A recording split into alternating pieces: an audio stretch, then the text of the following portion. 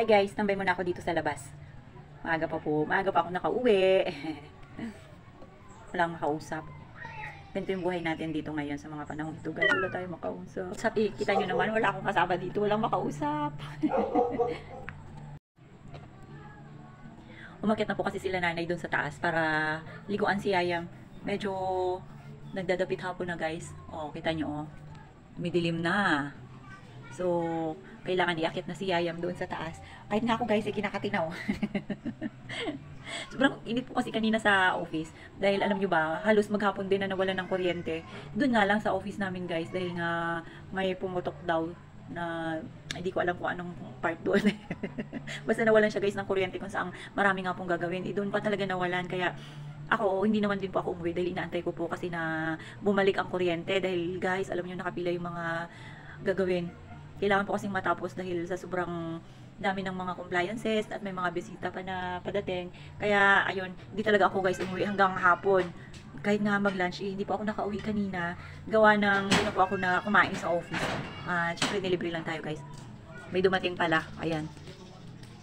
Si Borjok, bumili siya ng kanyang merienda. Kasi alam nyo guys, binenta niya na yung kanyang bote na nilinis na karaang araw. At yan, nakaipon nga po siya. Ang benta niya raw nasa 150 ang isang bote pagka linis na. Kaya yun, binigay ko na rin sa kanya guys para mayroon siyang pambili ng kanyang merienda. At kasi nga po, uuwi rin po siya. Dapat po, supposed to be guys, ang uwi niya ngayong Webes. Sabi ko nga po, parang wala pa akong maibibigay sa kanyang pang pocket money. Dahil nga po, si nanay nag-advance po sa akin ng para sa pamasahe at allowance ng kanyang apo. Kaya lang guys, wala pa akong pambigay. Magpapadala nga po yung papa ni Yayam ng kanyang sweldo. Kaya ayun guys, hindi sila natuloy ngayong Webes. Ngayong Webes or bukas po sana. At saka guys, hindi rin po pwede na aalis si nanay kasi nga po, walang maiiwan kay Yayam at ako'y mag-duty bukas. So, kung may biyahe lang sana ng Friday, pwede po sila kasi guys, ang kanilang sasakyan, ang sasakyan po ng anak ng apo ni nanay is barko. So, kailangan pong ihatid yung kanyang apo doon sa bayan. Doon pa po sa pier para sumakay sa barko. Kaya nga lang guys, wala pong mag-aalaga kay Yayam dahil po bukas ay maaga po akong aalis. Kaya sabi ko sa kanya, next week na lang. Pagka wala po akong pasok, ayun. Buti na nga lang po, pumayag din naman si nanay. Dahil hindi naman din daw po sila nagmamadali. At buti na nga lang guys, dahil wala akong pambigay. Baka sabihin ng mga dumadaan, inalulokaloka na ako guys. Yun nga guys, medyo malungkot ako ngayon kasi wala nga tayong makausap. Isa pa guys, malungkot yung bulsa ko. Alam nyo bang halos maubos ang oras guys dahil hindi nga po kami makapagtrabaho kanina sa office. Gawa ng super init nga po kasi ang office namin guys is maliit lang. Kaya tapos wala pang hangin na pumapasok dahil nga mainit at close na close. Maliit nga po yung office namin. Tapos concrete pa guys. Wala pong hangin na pumapasok.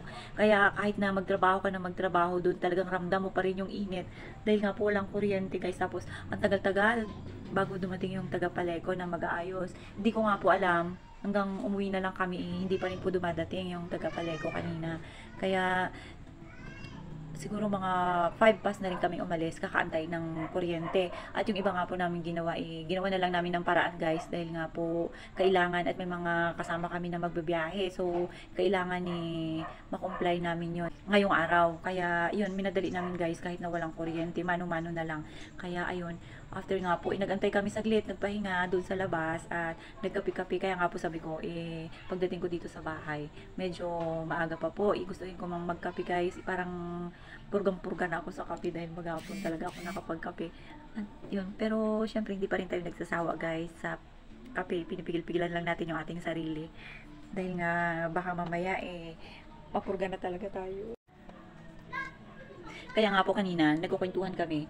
Dapat bukas maaga kami guys para madaling matapos yung aming trabaho dahil nga po yung mga gagawin namin ngayong araw wala man lang natapos, kakaantay. Namuti na lang ang aming mata. Buti na nga lang pagdating ko dito guys, si Yayam nasa mood siya dahil nga po nakatulog. At pagdating ko nga po, ayun, sumama ka agad sa atin. Naglalaro po kasi sila kanina ni Borjok pagdating ko guys.